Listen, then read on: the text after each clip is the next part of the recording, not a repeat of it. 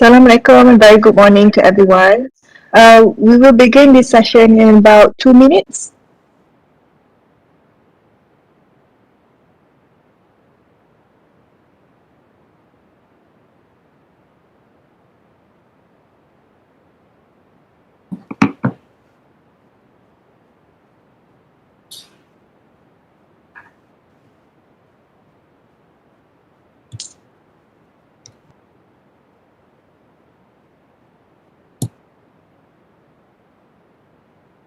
Good morning, Lee Suton.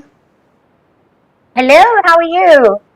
Hi, good morning. I'm good, thank you. How are you? Good morning, just waiting for Mr. Bensley. Okay, right.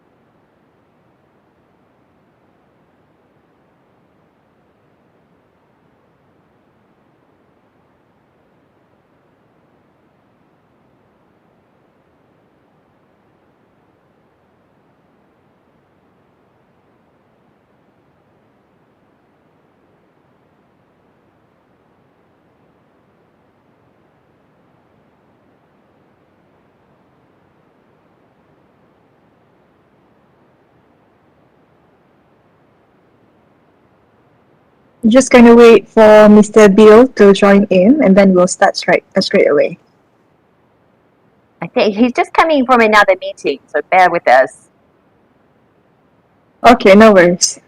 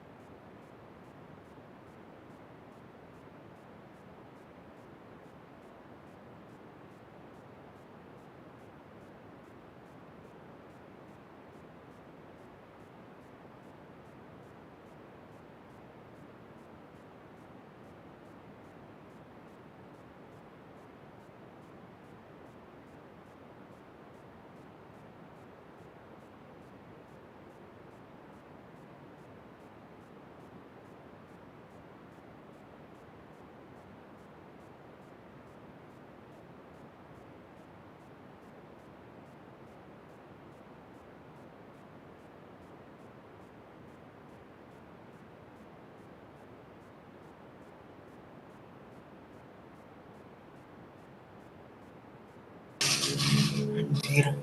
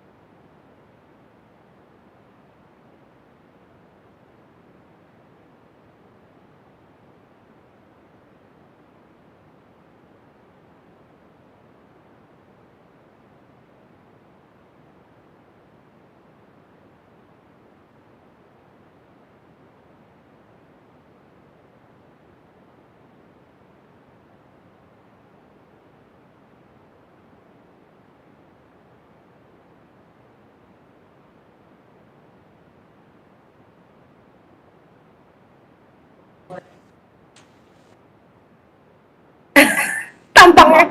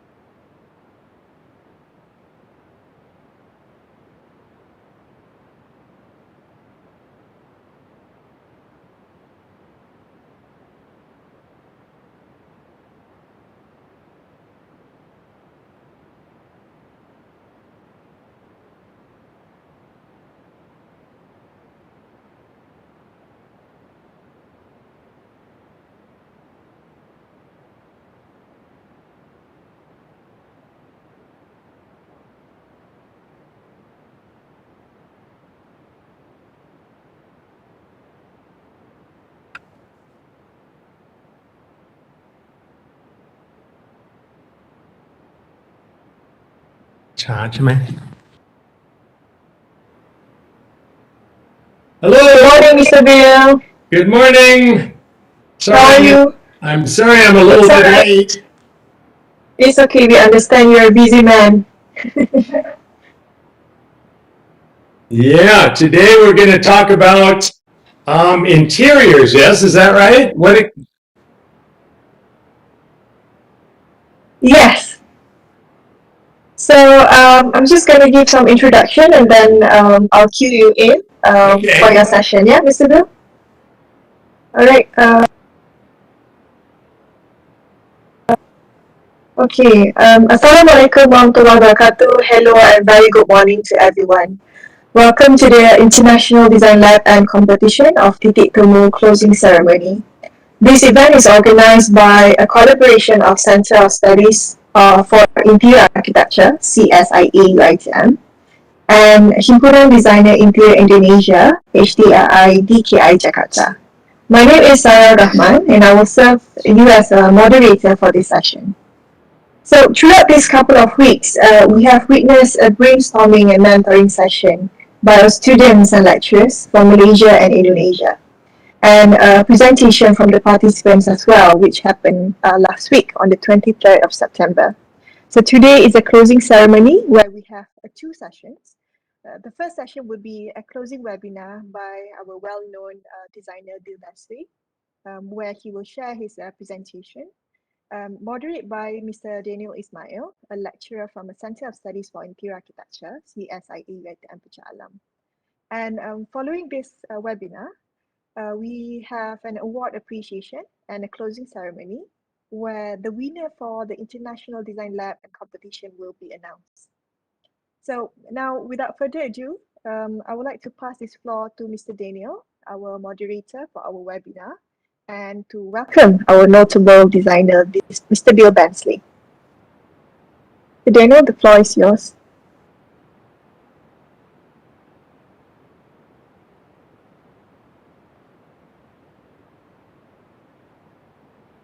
Okay, can everybody hear me?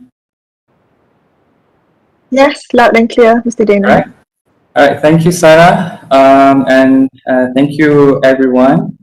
Dear guests, professionals, academics, and designers, hello and welcome to our fourth webinar session as part of the International Design Lab and Conference Titik Temu. This talk will be the first segment before we move on to the awards and closing ceremony later. So please get comfortable and enjoy the program.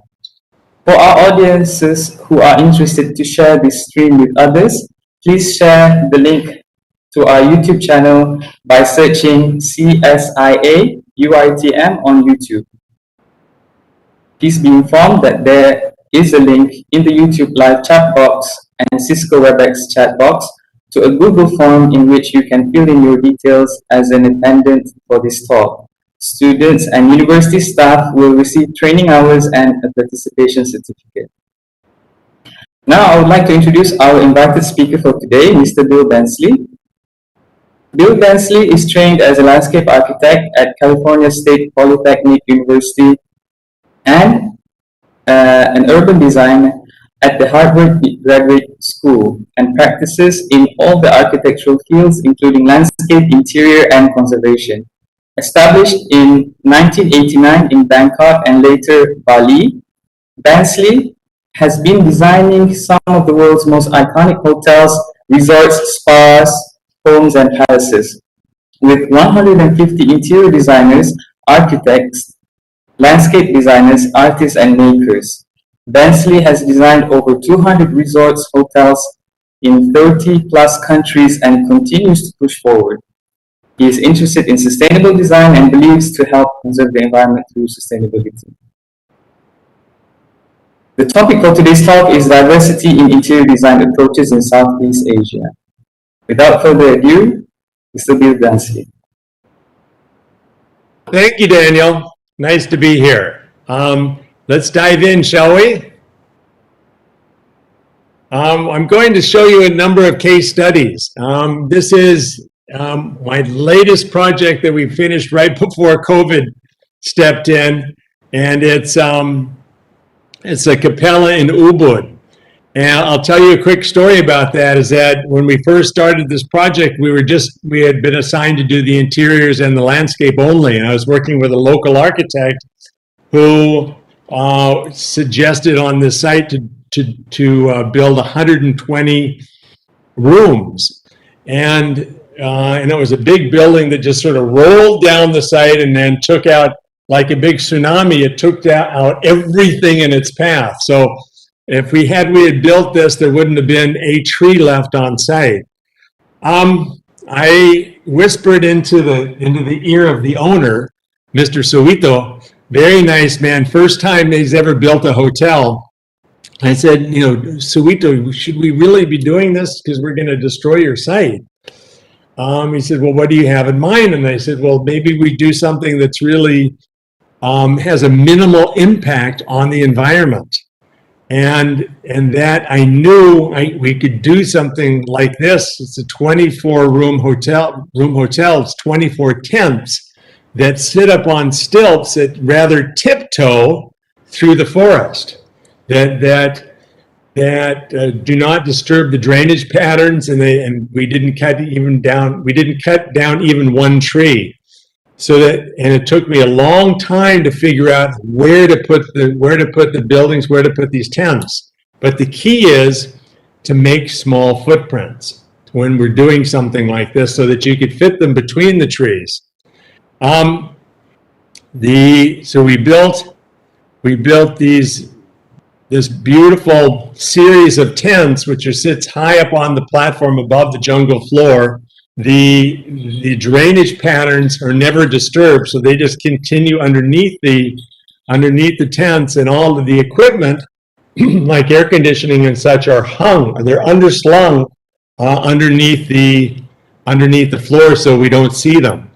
That allows us to keep really very, very clean ceilings, so there's no air conditioning coming up inside of the ceilings.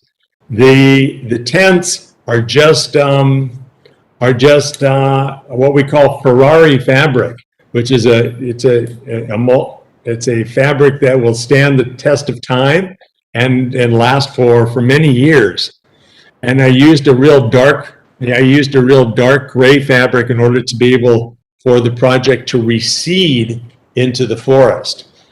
I feel, especially in Bali, because I started going there and visiting there in 1984, Bali has been overbuilt, and I feel very strongly that if we are to build there, that we should take the attitude, let's build like this, where we're almost hiding instead of building like this, as standing up and being too proud. So I think that the fact that we built something that hides in the forest is a very good thing, that disappears and does not disturb. Once again, I use the term minimal intervention. Interior-wise, we did something very interesting in that all of the beds, much of the furniture, the bedside tables, this bed head, for example, they're all architectural remnants. They are that I found in the junk shops, and I love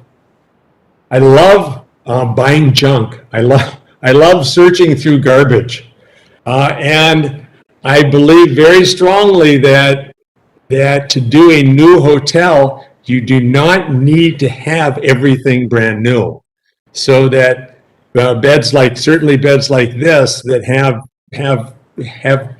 the kiss of a century, that have this patina that is so much more special than anything new from IKEA or wherever, even if you design it yourself.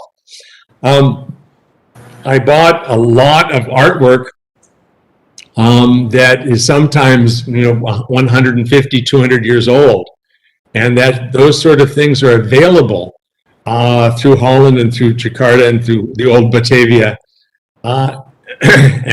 and so that I could, by doing so, I had the ability to make every single room different.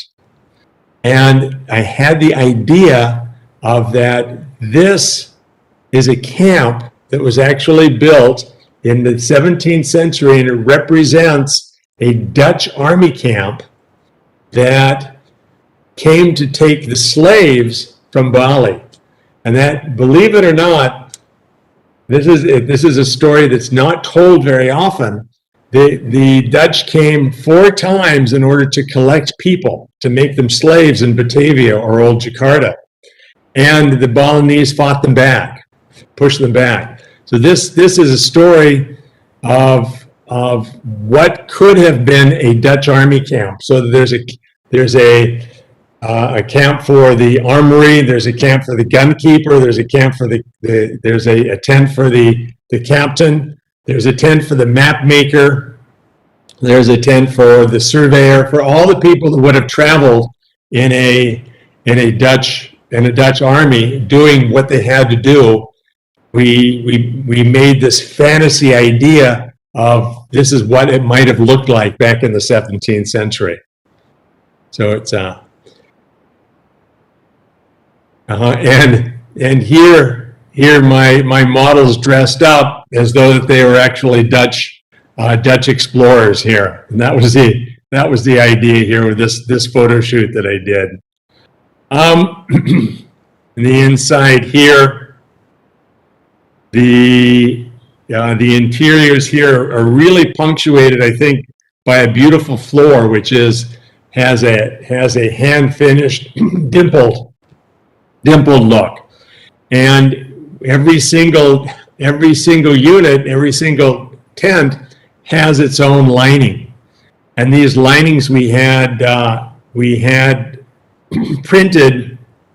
Some of them we had printed, and then some of them we found on Jalan Surabaya down in Denpasar, in old Badung.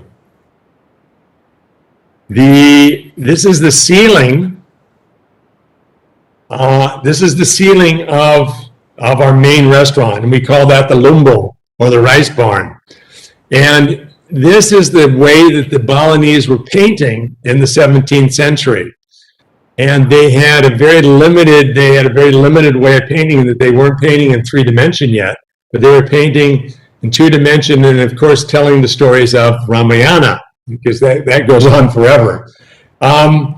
We had a local atelier in Ubud to paint these, and it took about 1.5 years to paint all of these. But they used only the natural dyes that were available at the 17th century. I thought that was rather interesting. Okay.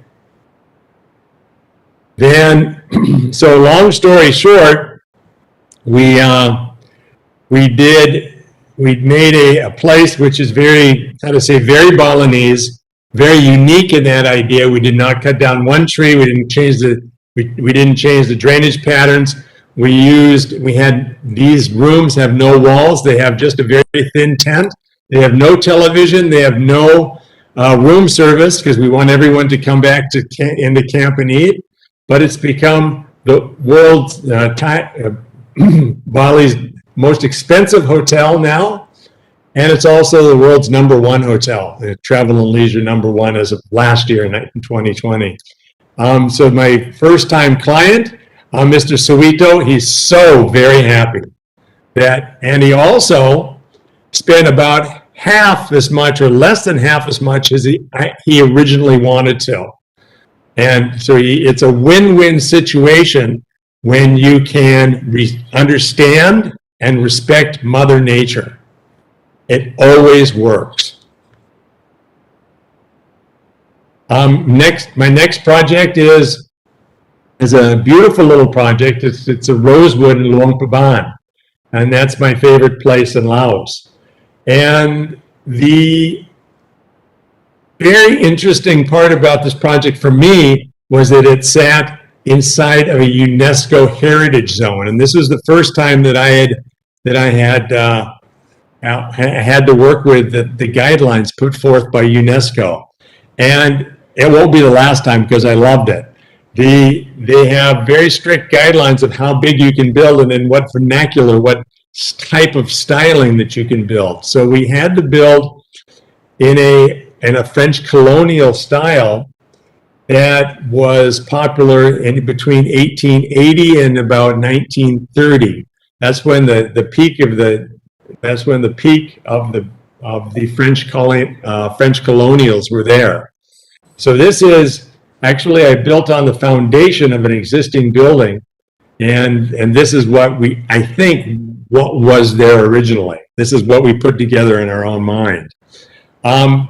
Again, it's a very small hotel. I love small hotels. I think they're much more interesting to visit than, being one of 483 rooms. This has something like 30 rooms.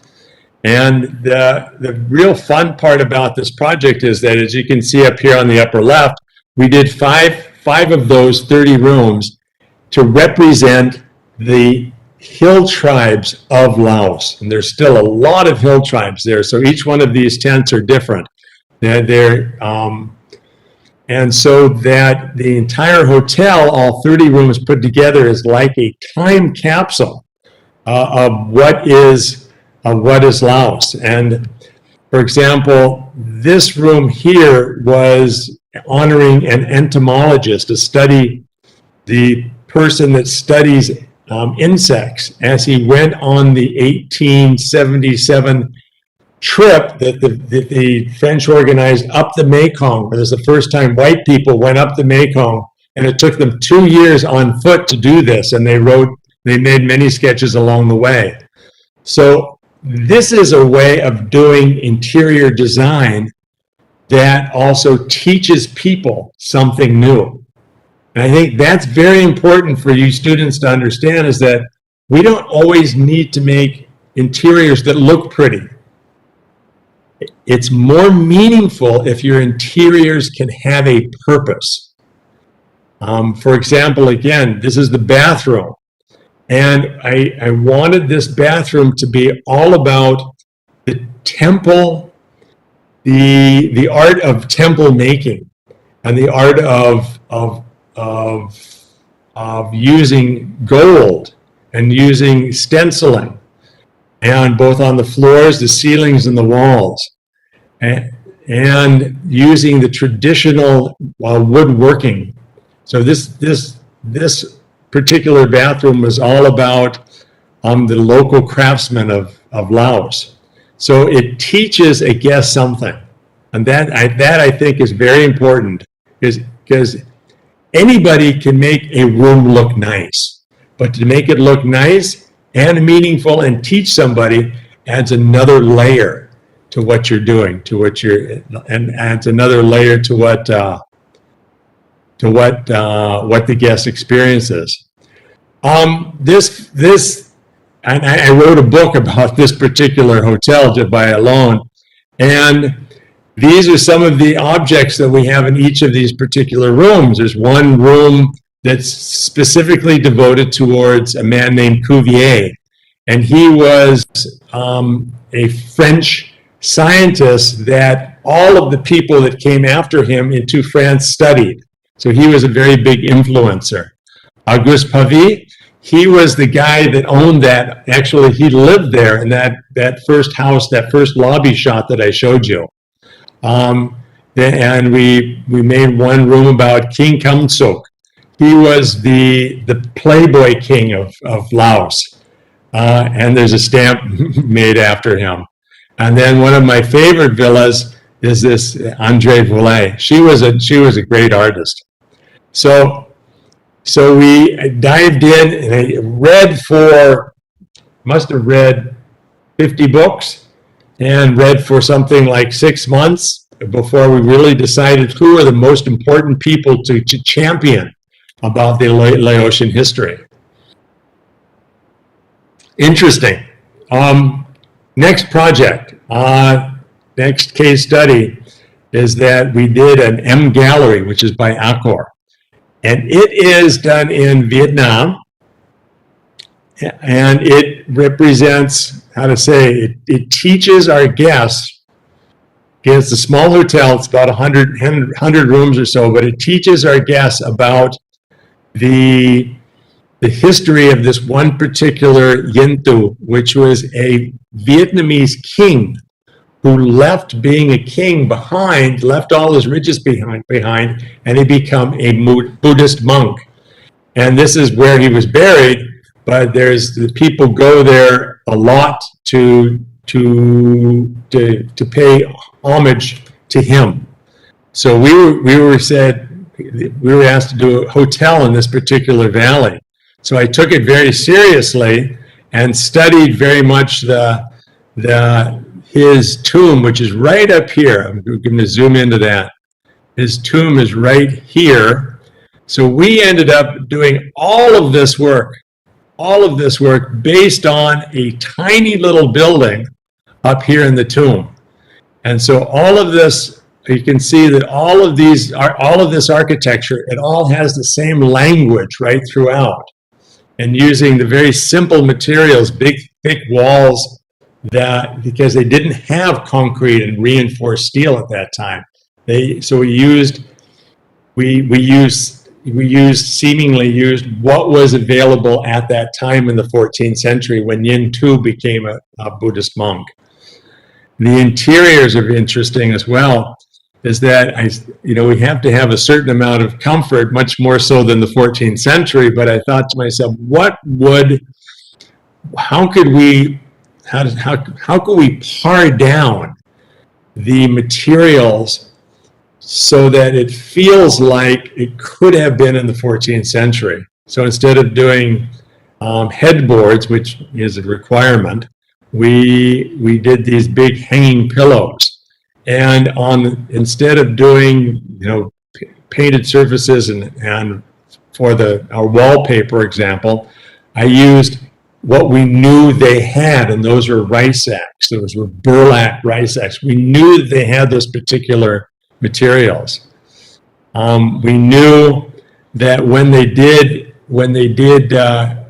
plaster work, we knew that they mixed in rice with the mud. So that's what we did.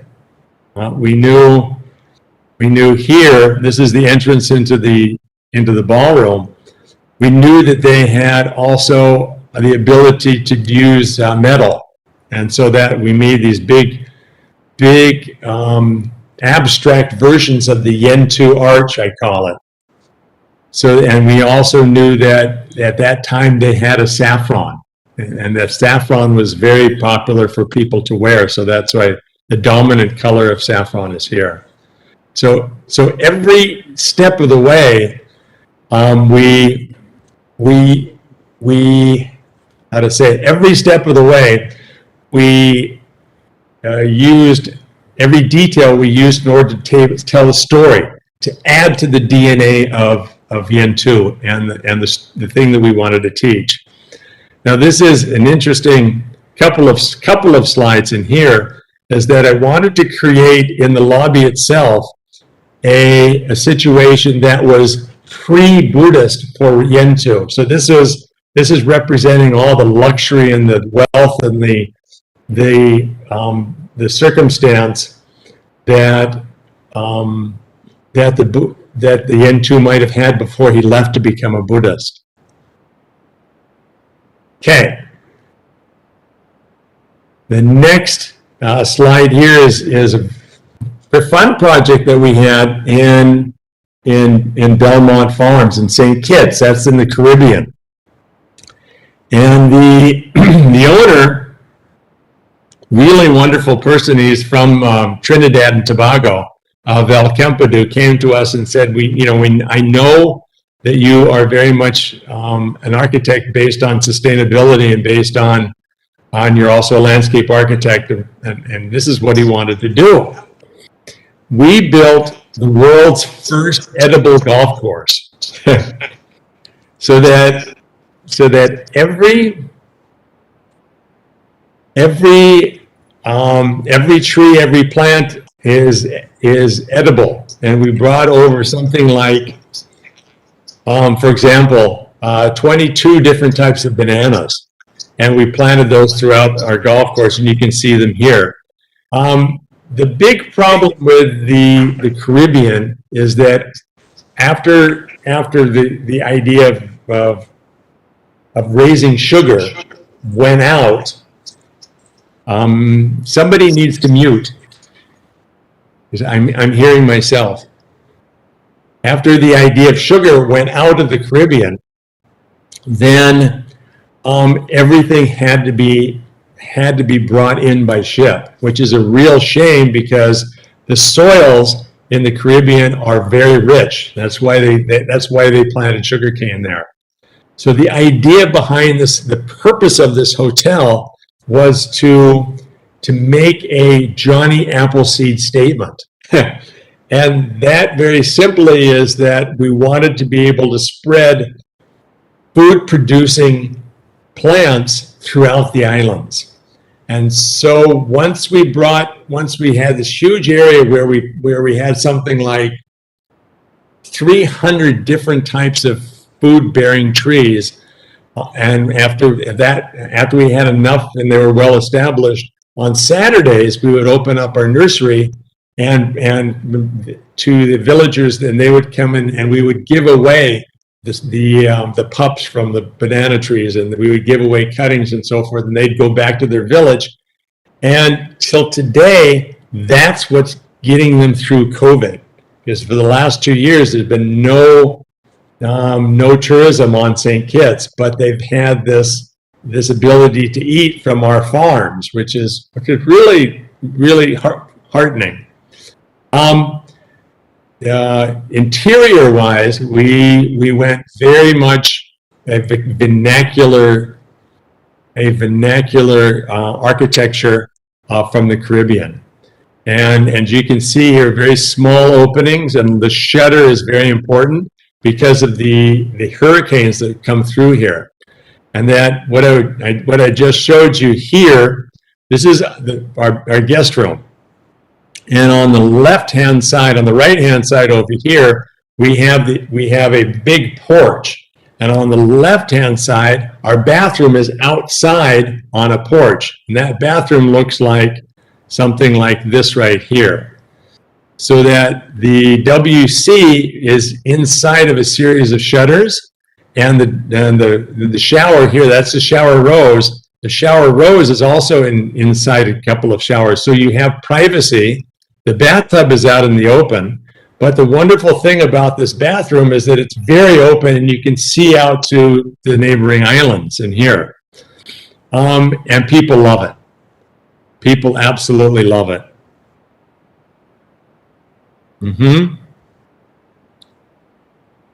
Okay. This is number 4, I think, of the case studies. It is a drawing of a hotel in Sapa, which is up in the mountains up in North Vietnam. And this is me with a silly hat on. And what's happening here is that it's a story about inspiration. And this is the hotel up in the clouds. This is the front elevation of the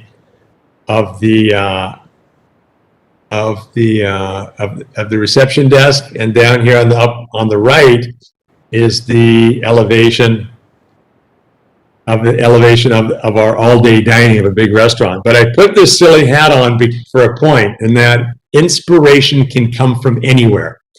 And in actuality, I bought this hat in Paris many years ago when I was first starting the project, and I was going through all these junk stores, all these garbage stores that I love to buy things in, and I found this hat, and it was a Vietnamese hat, clearly on the inside, but on the outside it had very clearly a 1920s white and red polka dot fabric. And I thought, gosh, this is very interesting, in that it's clearly an amalgamation of Hill Tribe Vietnamese, but haute couture of France. And I thought, well, gosh, I could make an entire hotel based on this hat. Just that one idea alone. And that's what we did. We built an entire hotel based on a hat.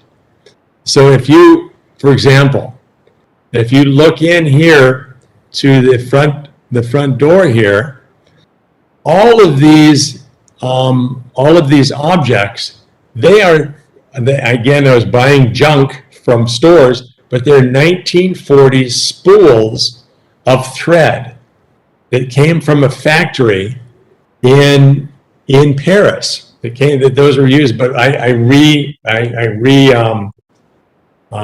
reorganized the thread so that you could see them. And so the entire hotel is about how the hill tribes and how the Vietnamese influenced haute couture of the France in 1920s. So that's thus all of the hats, the French hats, the mannequins, the televisions that came a little bit later. But everything about the entire hotel has the DNA that started from that hat. That silly hat that sits on top of my head. For example, this is in the same hotel. This is the indoor swimming pool, and it's based very much on a French style of classical architecture. But if you look closely at each one of these chandeliers, they're very, very much hill tribe oriented. And for example, too, this is the master suite. All of the lamps in here, all the curtains, all the fabrics in here, they're all the indigos and has the bells and the whistles of everything that a hill tribe woman would wear in her hair. But the form of the beds and so forth, the form of the chair, these bergère chairs and so forth, they're all very much French. So it's that collision, that tension, that energy that you can get by colliding two unexpected entities, French and hill tribe, that makes this project work.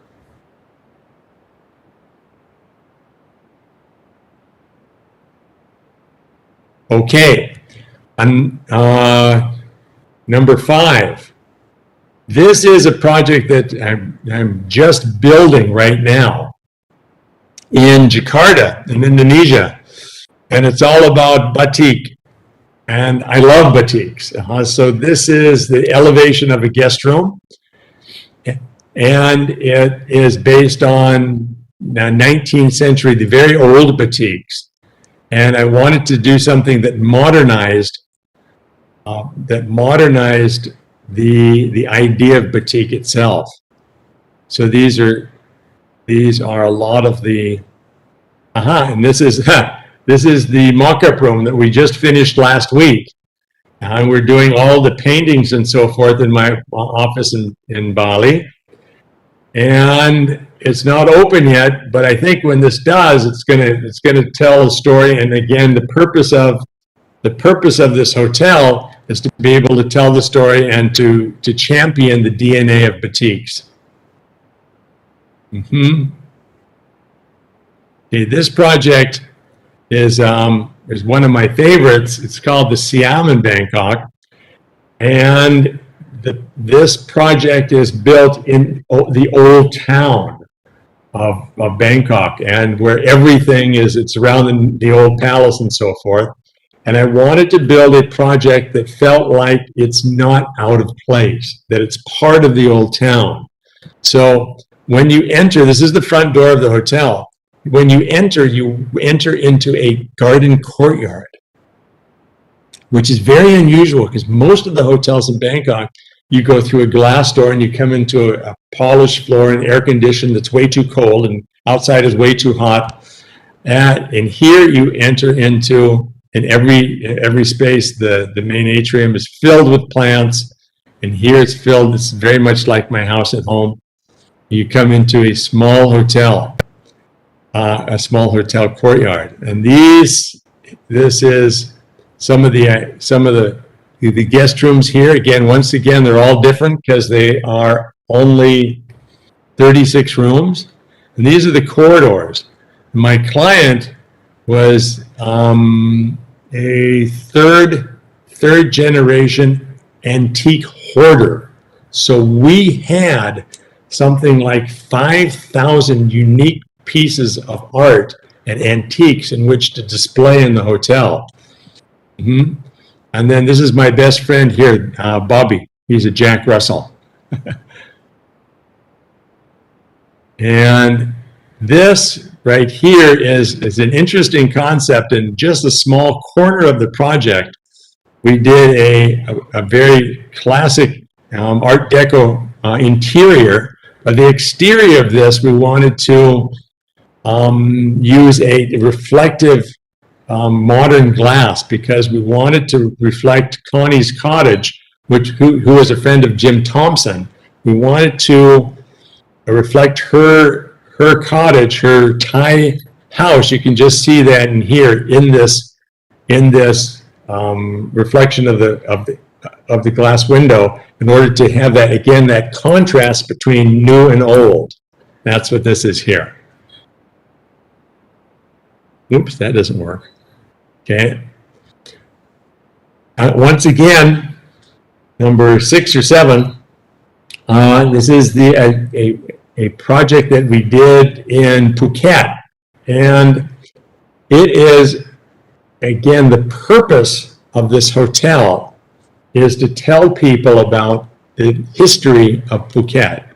And yes, it's a pretty hotel, and yes, it's a pretty hotel, and it has, a nice lobby, and it has, a good gift shop and a library and a great bar here. This is a great shot of the bar. But the real purpose of the hotel was to say that and I bet none of you guys know this, even though Phuket is very close to Malaysia, the history of Phuket was tin mining. And actually on this beach site, very close to the airport, was a tin mine. So I found this out about their family, and I said, wow, can you tell me more about it?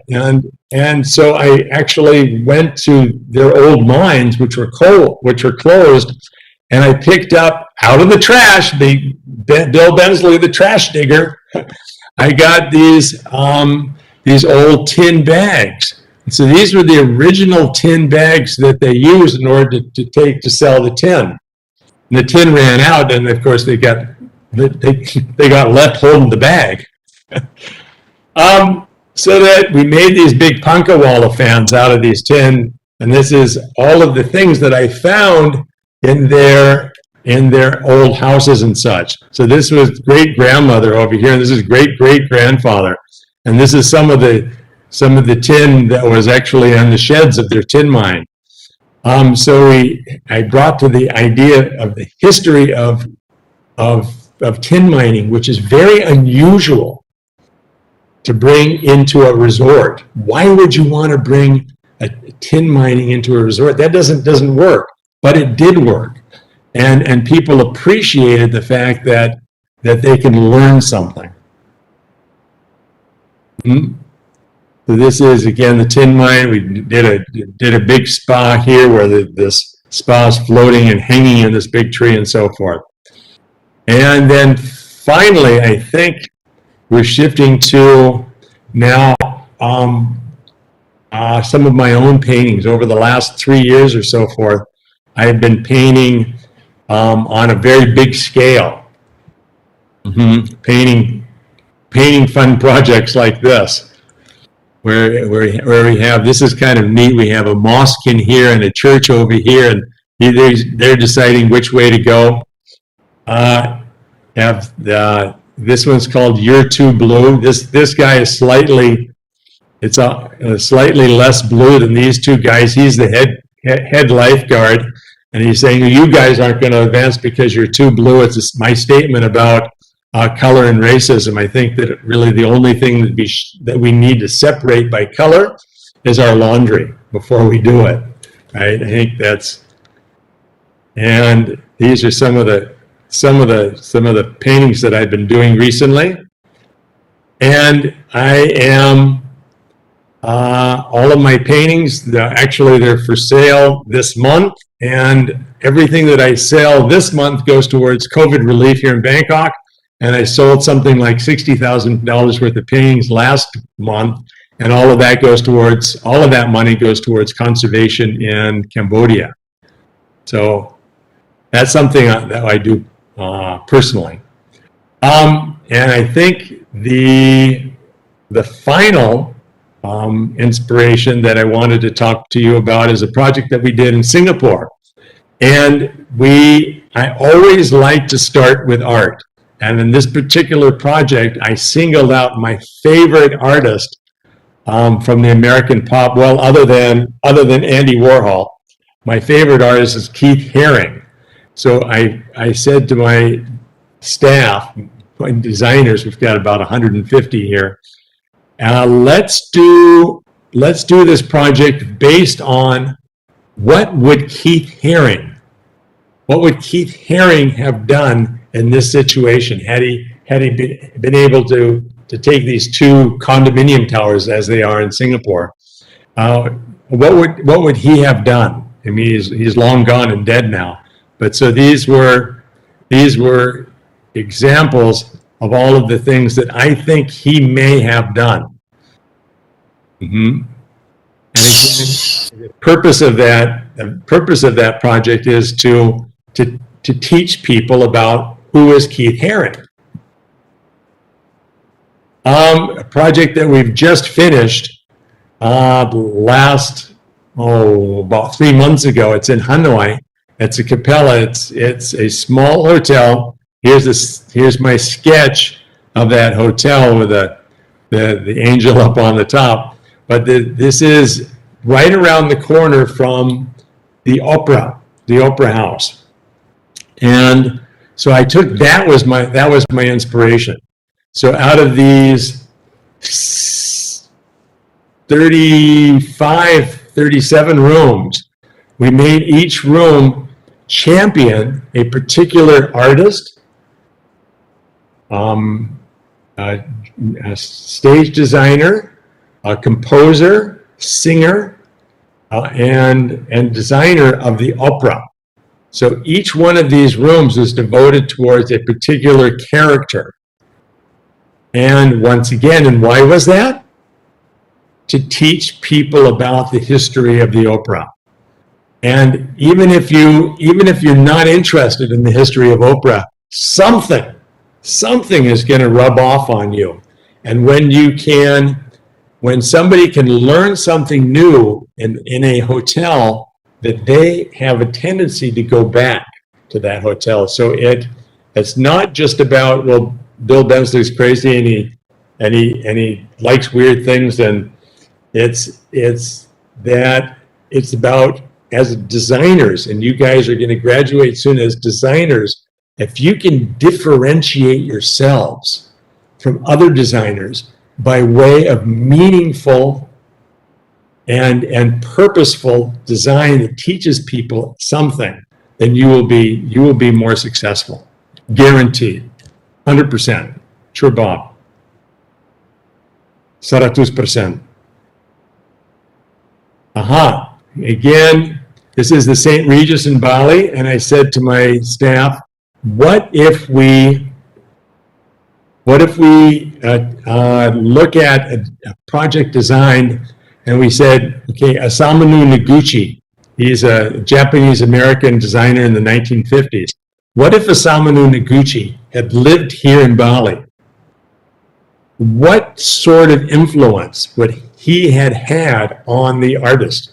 And what sort of sculptures would he have been influenced? How would the Balinese have influenced him in order to do his sculpture?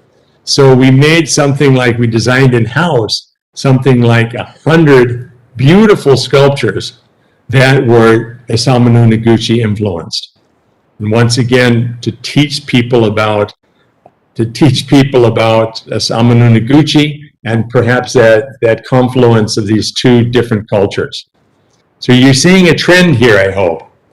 Luang Prabang, Rosewood Luang Prabang, we just talked about that, and the Mekong exhibition very much in detail. and rosewood. Now, I know you guys are interior designers, but I do want to tell you about this particular method that I have for building in the wilderness, for building in a place that's very site sensitive. This is the key. It's a simple bamboo house. And that bamboo house, that allows you to actually work within the confined areas of a jungle. If you have a dense forest like I had with Capella and Ubud, this is a very key idea, so that this string on the floor, that represents, this string right here, that represents the floor. And this represents the peak of the building. So that I know, because I've got these up in here, I know that if I get up on a ladder up on here and I can see over the top of this, then it's going to work. And I can't always get this on paper. You can't do this on paper. You can't do this very well on paper. So this is a very critical exercise. And also one of my secrets is the hula skirt. This allows us to build buildings around coconuts or around trees. And this has 3 different layers. On the inside is a plastic sheet, which looks ugly, but it works. Then on the outside of that is called ijuk. On the outside of that, we use an alang-alang. And we use an ijuk rope in here, and tali rafia, to be able to shed the water, but it also allows those trees then to move, so that our presidential, this goes down to the presidential villa, and our presidential villa actually has 7 coconuts growing right through the whole villa. So that means you're taking, this goes down to a presidential villa as well here too. It means you're taking your priority into Mother Nature first. And when you can do that, you'll always win. I think we're out of time, yes? No, Bill, we still have around 15 minutes. Okay. Yeah. Okay, I have maybe 5 more minutes here. I'd like to tell you about a project that we did some years ago now. It's very much, it's my first high yield, low impact project. It's a 4 seasons tented camp. And it was from 2006 to 2009, #1 hotel in the world for 3 years in a row. No one's been able to do that since. And this was a huge piece of land, but its DNA, or its purpose in life, was elephants. And as I told you just now, is that I've been living here in Bangkok since 1984. And when I first came here, because of the moratorium of forestry, tak boleh. Saya dah cakap dia, dia kata memang dia on lock. Nanti dia betul. yeah, because of the how to say, the moratorium on taking trees out of the jungles, the elephants were no longer employed. So the elephants all came to Bangkok where they could at least eat. But the problem was, when they were in town, that while they were being fed sugarcane and so forth, they were eating, they were also getting hit by cars. So that my intention was to take this huge piece of land that my client had up in Chiang Rai, which is on the Chinese, on the Laotian Burmese border. It's called the Golden Triangle. My intention was to buy all of these elephants off the streets, and then we brought 36 elephants onto this beautiful property. So this property became famous because you could understand and you could ride the elephants, you could walk with the elephants, and they're still there today, and they're very happy. And all the girls here are just, they're real happy. So that was a really key environmentally sustainable project that really launched me into environmentalism. And it was the key project that brought me to my final case study, and this is my own project. It's my own project. It's called the Shintamani Wild. It's a Bensley collection. That's my last name. And I bought this huge piece of property. It's about 1,000 hectares at an auction that was meant to sell people land for either mining or for forestry. And this land was at the edge of the Cardamom National Forest. It's actually part of Cardamom National Forest. And I bought this land with the intention of protecting it. And so I thought, well, since I've just done this Four Seasons in northern Thailand, perhaps I can, and it's very popular, perhaps I could do something similar or better. But I think what we've done is something better, in that the only way to come into this camp is by climbing a 10-story tower and then zip lining almost a kilometer over these waterfalls into the lobby, into the headquarters.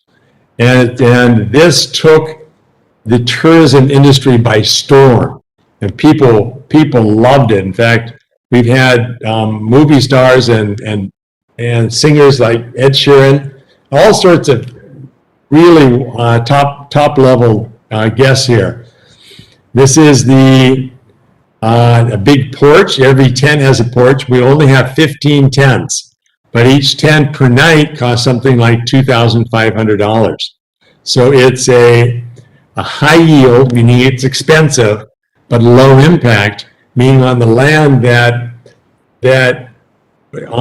we have, we didn't cut down, once again, we didn't cut down one tree or move any soil, and it's very temporary, if you will. We could, if we wanted to, within a couple of months, we could take everything out of there if we wanted to. It's all temporary structures.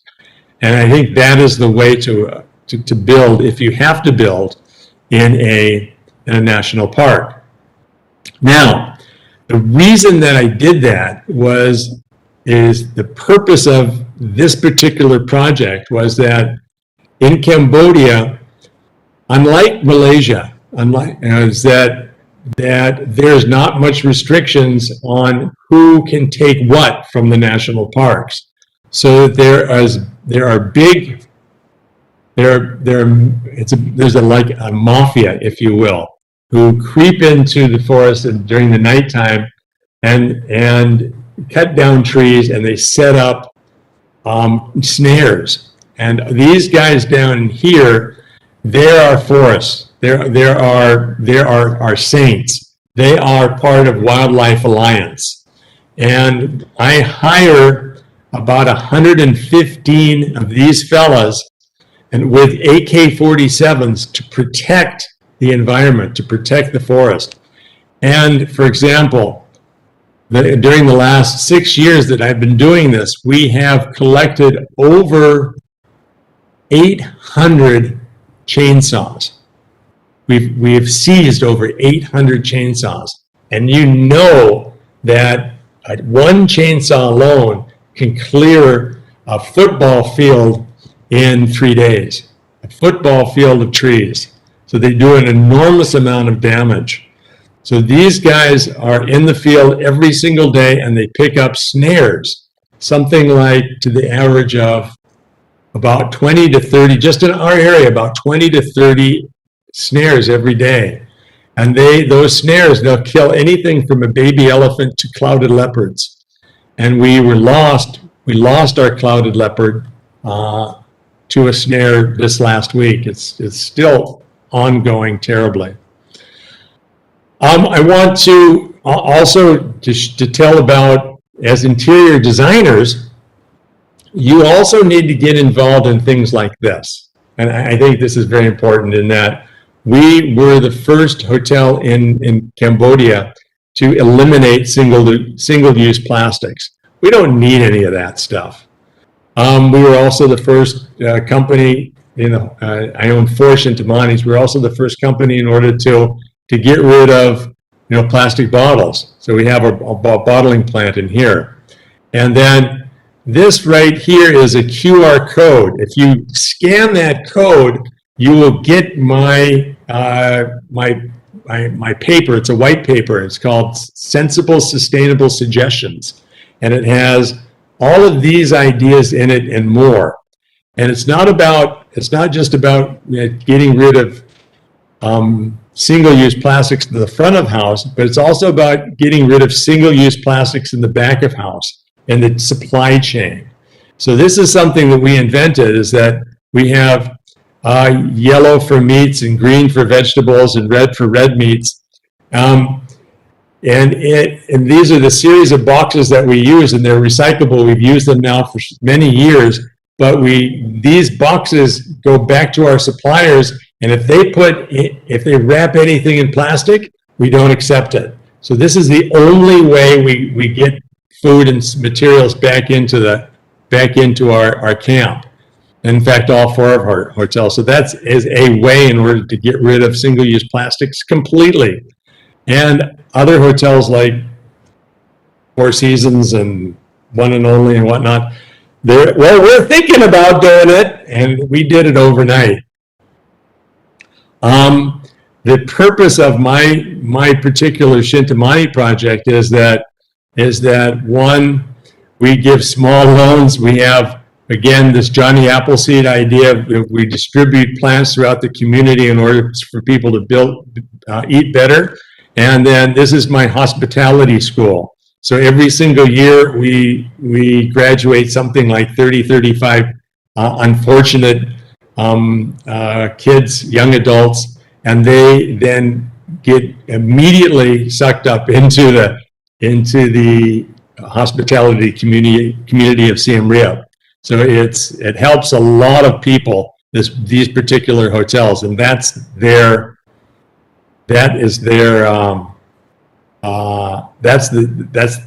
purpose of that particular hotel. And oh boy, okay, this one's the last one for sure. The great project that I'm working on right now is I'm making an entire hotel out of recycled trains. And the recycled trains look like this before we start, and then they'll end up something looking like this. This is this particular project. This particular train is the presidential suite, and it's 44 meters long by 2.5 meters. These are the recycled trains, and part of the hotel looks like a train station.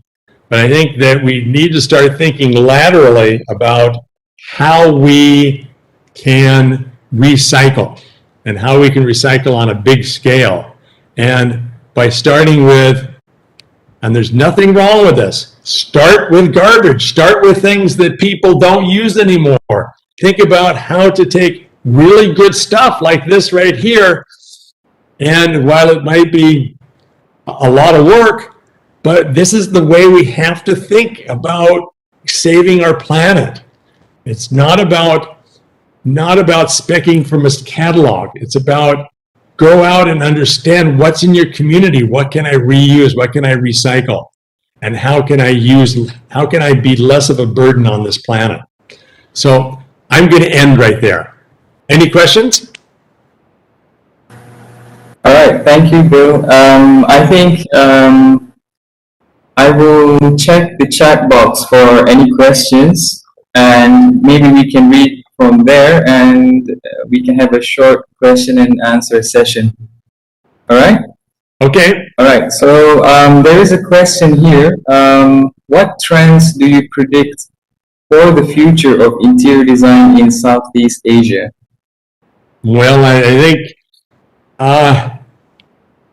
I hate the word trend, but I think I just spent an hour telling you about what where I think we should be going is I think we should be more environmentally sensitive and try to recycle as much as we possibly can in every opportunity we can. Right. The second question, what are the biggest challenges you have overcome during your previous projects? The biggest challenges. The biggest challenges. I did before. I had a lot of big challenges earlier in my career, but now that I have a history of doing environmentally correct projects which are financially successful, I have much less problems now. So I have very, very few challenges in my life. Now I have a mantra that I say to myself very frequently: if it's no fun, don't do it. And I think that's really true for everybody. If you're not having fun, you're not going to do a good job at it. So if the challenges are too much, then do something else.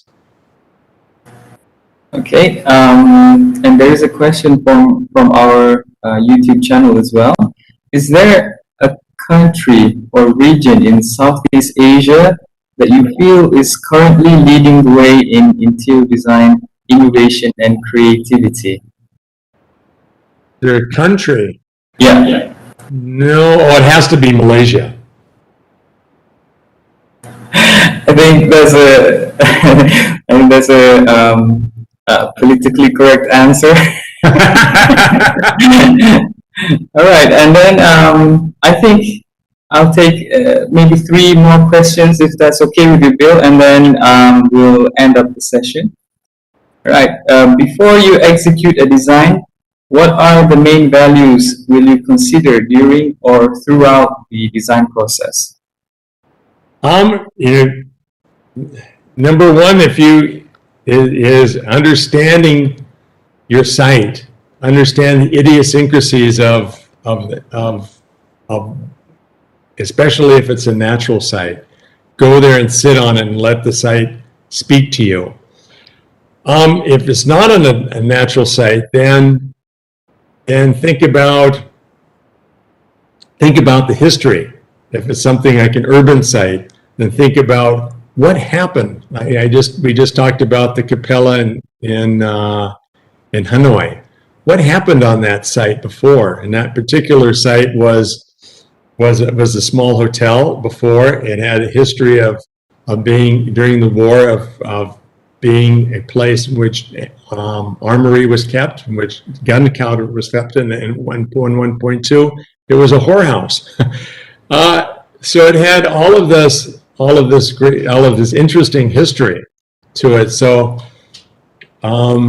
think about, don't just scratch the surface and look through the modern, magazines and so forth. Oh, this is nice. This is trending. This is really cool. I should put this in my designs.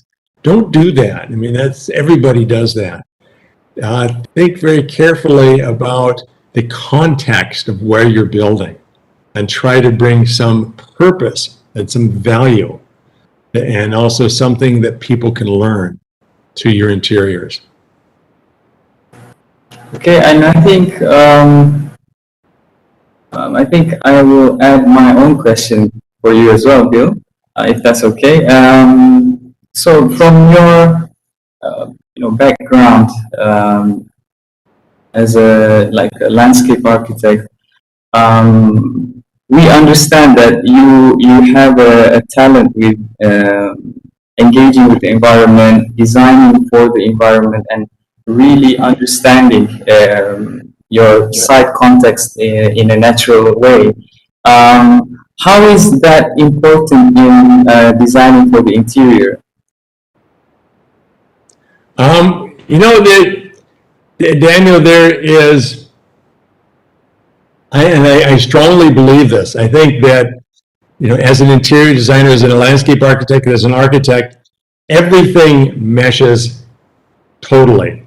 And an architect cannot do good work if the interior designer does not do good work. A landscape architect cannot do good work unless the architecture is good. And that's why I created this atelier where we look at all subjects, because everything is combined. And if a project is not environmentally sensitive on which it sits, then the interiors are never going to be very good.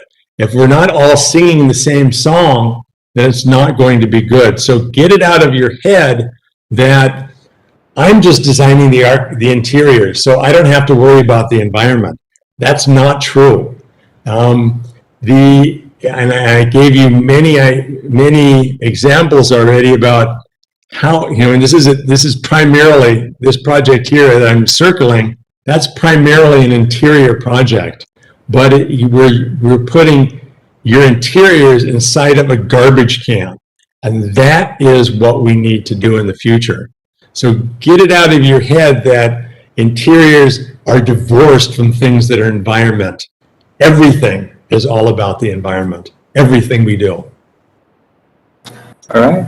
All right. We have two more questions from our chat. The first one is: before you execute a design, what are the main values will you consider during or throughout the design process? Environment and history. We talked about that already. All right. Next question from Mr. Ahmed Hakim. Your design ideas are extraordinary. Have you had queries regarding maintenance issues due to the design that you created? Everything we do, every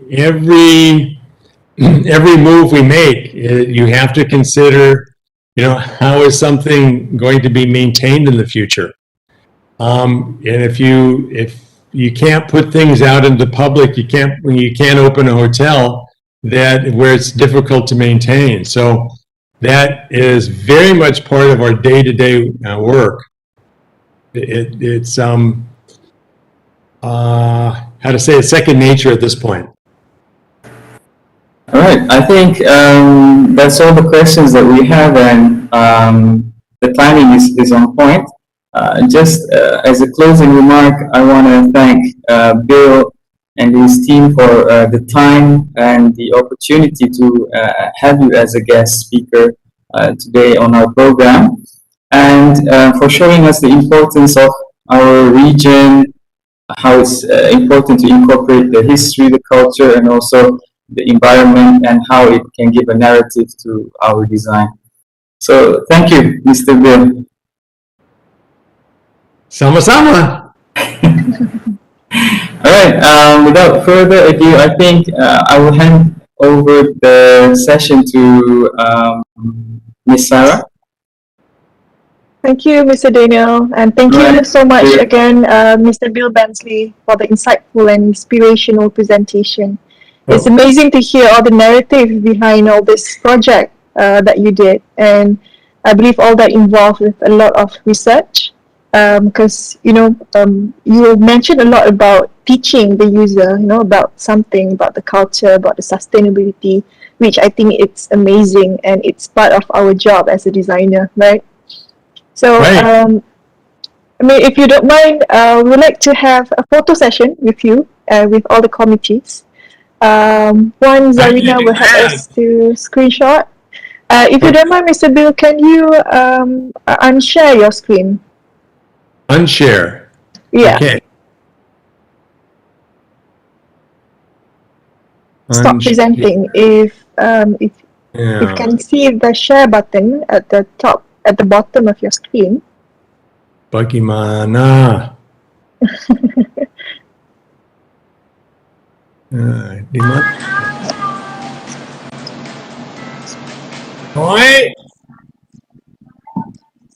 Noi, tolong saya. Yeah. It's okay, no rush. Okay.